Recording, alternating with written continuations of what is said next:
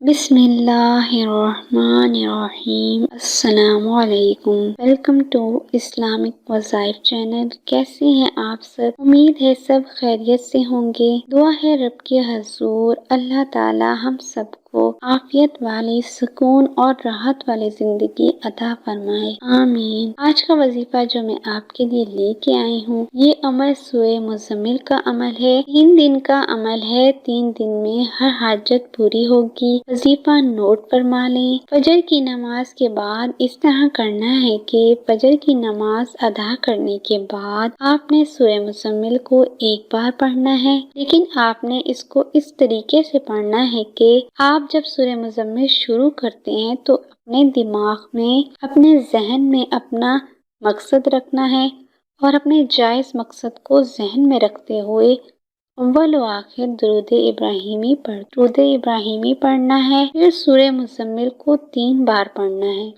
یہ عمل صرف 3 دن کا ہے۔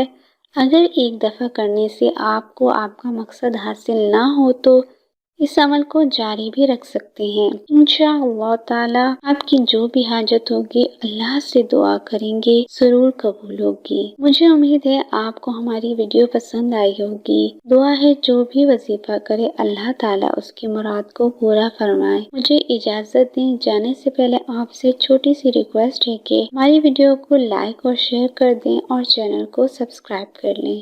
بیل کے نوٹیفیکیشن کو آن کر لیں۔ اللہ حافظ۔